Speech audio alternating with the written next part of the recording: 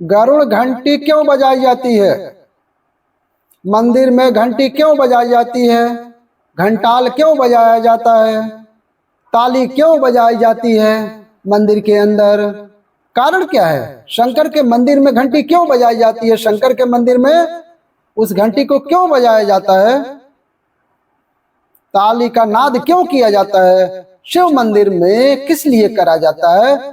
तो लिंग पुराण कहती है कि मंदिर के अंदर या घर के अंदर आप गरुड़ घंटी जब बजाते हो, घंटी का नाद जब करते हो, तो शिव महापुराण की कथा और लिंग पुराण की कथा, विष्णु पुराण की कथा कहती है घंटी का नाद कर देने से जितने भी भूमि पर तीर्थ हैं, जितने साधक साधना कर रहे होते हैं, जितने तपी तप कर रहे होते हैं, जितने पवित्र नारी स्त्री पतिव्रता का धर्म का पालन कर रही होती है, जितने दान पुण्य स्मरण हो रहे होते हैं, उस समय पर जिस समय तुमने घंटी बजाई है, उस पल सारे पुण्य घंटी का नाद करते समय तुम्हारे खाते में आ जाते हैं, मात्र घंटी का नाद कर देने से। शंकर जी के मंदिर में जाकर ताली बजाने से, ताली का नाद जो किया जाता है, ताली का नाद शिव मंदिर में क्यों बजाई जाती है? इसका कारण है उस मंदिर में जितने बैठे होंगे, जो भजन कर रहा है, तप कर रहा है, साधना कर रहा है, अभिषेक कर रहा है, पूजन कर रहा है, 3 बार ताली बजाने से उनका सारा का सारा पुण्य हमारे खाते में 1 सेकंड में आ जाता है। और हमें लगता है हम शंकर को रिझा रहे हैं, शंकर को रिझा शिव तुरंत दे दिया। घर में गरुड़ घंटी का नाद करना, इसलिए बच्चों को खेलने के लिए घंटी नहीं दी जाती है। गरुड़ घंटी कोई खेलने के लिए नहीं दिया जाता। खिलौने दे देंगे, दूसरा सामान दे दोगे, लेकिन गरुड़ घंटी नहीं देंगे। क्यों नहीं देते? क्योंकि गरुड़ घंटी का जब नाद करा जाता है तो सबका पुण्य हमारे खाते में आ जाता है। कोई साधारण घंटी बजाना, पूजन के समय पर, स्मरण के समय पर, भजन के समय पर, इसलिए घंटी हर समय नहीं बजाई जाती है, समय समय पर। आपसे भी निवेदन है, मंदिर में जब जाओ ना, घंटी का जब नाद करो ना, बड़े प्रेम से करो। ऐसा नहीं है कि बजाए जाओ बजाए जाओ बजाए जाओ, ऐसा नहीं है। लटकी है तो बजाए जाओ, घंटी को बजाने आए हो, घंटी को प्रेम से बजाओ। नहीं, उसका एक समय होता है, उसका एक संबोधन है, उसका एक समय है। कई मंदिरों में मंदिर का पट बंद हो जाता है, दरवाजा बंद हो जाता है, तो भी लोग घंटी बजाते हैं। दोष दोष है। भगवान अगर मंदिर में सो रहे हैं, लिखा हुआ है मंदिर के खुलने का समय कितने बजे से कितने बजे तक, मंदिर बंद है तो घंटी नहीं बजना चाहिए। जिस जगह पर ब्राह्मण विद्वान हैं, साधक हैं, संत हैं, साधु हैं, मंदिर अगर बंद होता है तो उसके साथ में घंटी की नीचे के भाग को रस्सी से ऊपर बांध दिया जाता है, जिससे वो बजे ना। क्यों? कहते हैं अगर भगवान अगर विश्राम कर रहे हैं, सो रहे हैं, निद्रा में हैं, या पट बंद है, उस समय पट बंद का समय है और घंटी का अगर नाद हो जाए तो कहते हैं 11 ब्राह्मण के भूखे रहने का दोष लग जाता है जीव को, मात्र घंटी बजा देने से। अगर भगवान विश्राम कर रहे हैं,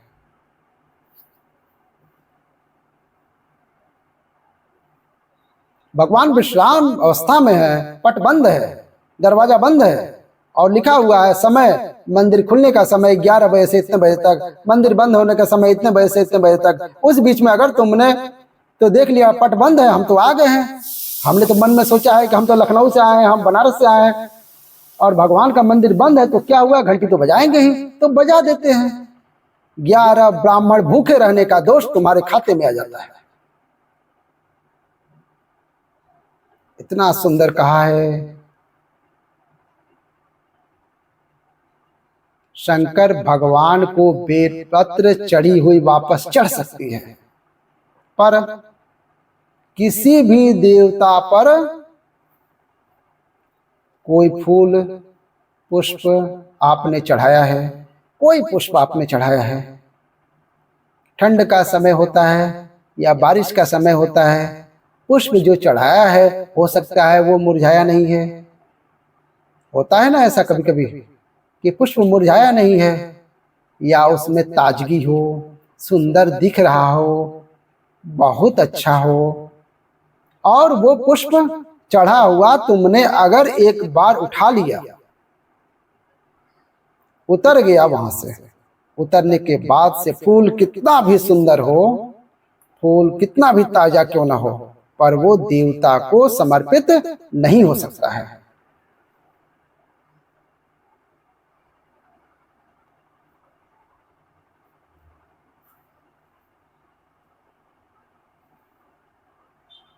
ठंड के दिनों में कई फूल ऐसे भी होते हैं, भगवान के सामने आपने एक बार चढ़ा दिया और चढ़ाने के बाद रखे रखे वो ताजा ही रहता है। कई माताओं की आदत है उसी फूल से वापस श्रृंगार कर देती हैं, या उन पुष्पों की रंगोली बनाकर भगवान के सामने डाल देती हैं, पर वो गलत है, वो गलत है। जिस दिए में बाती लगी हुई है, बाती पूरी जल चुकी है, उसकी राख या उसका काला थोड़ा सा भाग जो दिए के अंदर रखा हुआ है, और आपने दूसरी बाती रखकर उसको जला दिया, तो वो जलाया गया जो भाग है लक्ष्मी को छिड़ कर देता है। 15 दिन तक व्यापार ठीक नहीं चल सकता। एक बार प्रैक्टिकल करके देख लेना।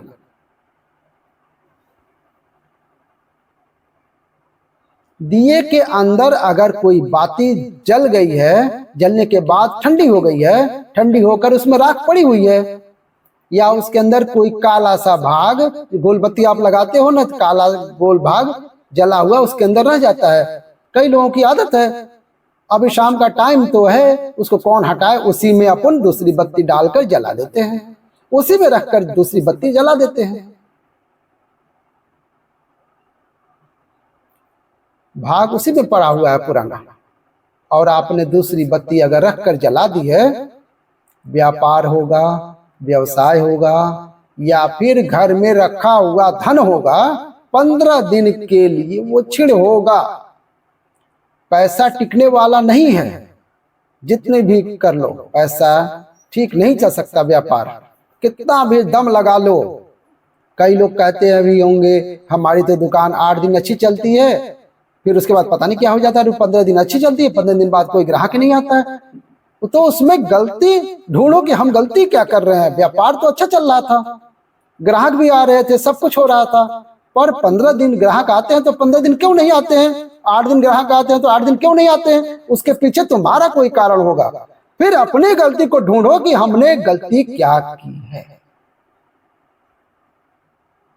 तो उसमें आपको वर्णन किया था कि भगवान की बेलपत्री, भगवान का प्रसाद अगर पलंग पर रखा है तो दोषपूर्ण है।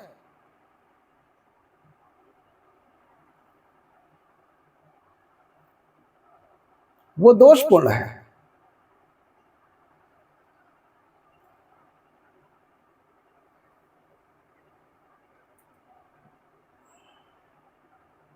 बाबा ने पूछ लिया, इंद्र मैंने माला आपको दी थी, माला कहाँ है। इंद्र कहे मैंने एरावत को दी थी। एरावत से पूछा माला कहाँ है। एरावत ने कहा मैंने मस्ती में फेंक दिया, पांव के नीचे आ गई।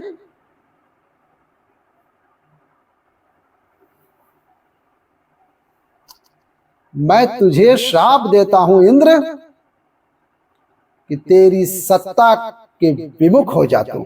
जितना तुझे तेरी सत्ता से प्रेम है इंद्र, तुझे अपना सिंहासन प्रिय है, मैं तुझे श्राप देता हूं कि तेरा वो सिंहासन तेरा छूट जाएगा।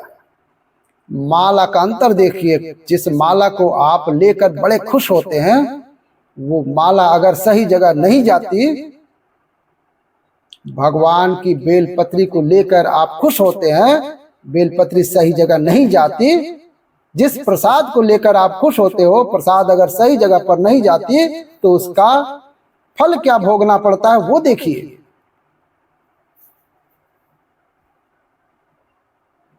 हर हर महादेव।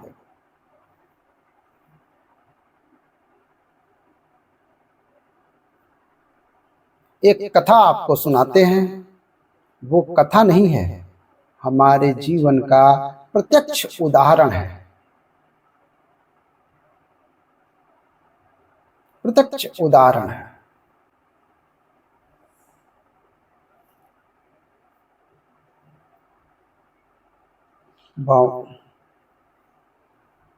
महादेव,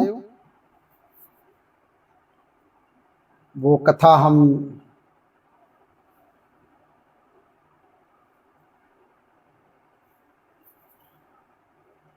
देखिए, खूब भगवान की सत्ता थी, किसी को खूब पैसा था, किसी के पास जितने बार आते वो बोरी की बोरी, पीपा का पीपा, वहां बोरी से राजभोग होता था। उनके राज्य में एक सेठ थे,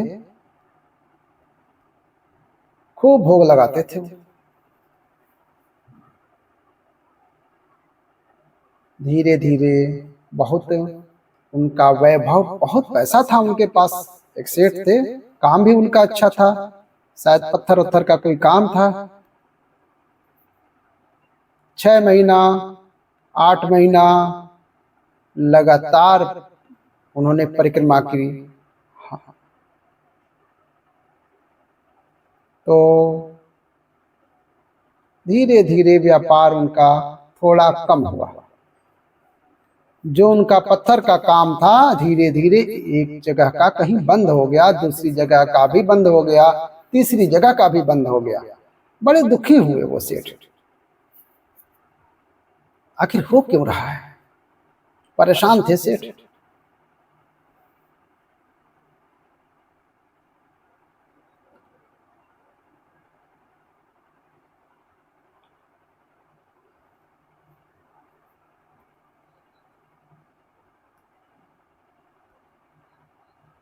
वो सेठ जी अपने पति पत्नी परेशान थे, परिक्रमा करते करते मुख से उनके निकल गया, भैया आप कौन हो, क्यों रो रहे हो। रो रहे थे वो दोनों। जब व्यक्ति भगवान की शरण में रहता है, भोलेनाथ की शरण में रहता है, ठाकुर जी की शरण में रहता है, मेरे कृष्ण की शरण में रहता है, मेरे गोवर्धन नाथ के शरण में रहता है, मेरे राम की शरण में रहता है, तो उसकी आंख में तो आंसू आना ही नहीं चाहिए। फिर आप क्यों रो रहे हो। उन्होंने बताया, अरे महाराज, धोती तो पहने थे। अरे महाराज, बहुत पहले की बात है, ये सच्ची कहानी है। उन्होंने बताया, अरे महाराज बड़े दुखी हैं। क्या हो गया। हर महीने आते हैं, बाबा बहुत सुनता था, खूब वैभव था, परंतु अब कुछ बचा नहीं है। अब तो भगवान को हम भोग भी नहीं लगा पाते, वो स्थिति है। फिर भी हम लगाते हैं, थोड़ा बहुत जो बन जाता है लगा देते हैं। हमने कहा कुछ नहीं कहो, बाबा से विनती करो, ऐसी जगह पे क्यों लाके छोड़ दी हमको। दुख दिया है आपने तो सुख भी तो आप दोगे। आप विनती करो बाबा से कि ऐसा समय क्यों लाए हो, ये समय आखिर किस लिए आया है। महाराज विनती तो हम हर बार आते हैं, हर बार करके जाते हैं। पहले परिवार समेत आते थे, अब तो अभी भी आ रहे। हाँ, हमने उन्होंने दिखा है, कई बार परिक्रमा करते थे, कई बार भोग भी लगाते थे, पर ये दशा क्यों है।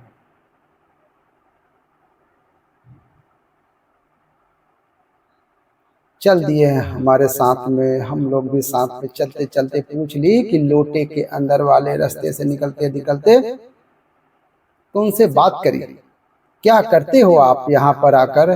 बोले हम बढ़िया आते हैं, सुबह ट्रेन से उतरते हैं, बढ़िया नहा धोकर होटल आदि में रुकते हैं और भगवान की परिक्रमा करते हैं। दूध वगैरह चढ़ाना है, पूजन करना है, अंग वस्त्र वगैरह सब पहनाकर शाम के समय बाबा को प्रणाम करके दूसरे दिन हम निकल जाते हैं। पर इसमें गलती क्या हो रही है ये पता नहीं है। वो गलती कौन सी है।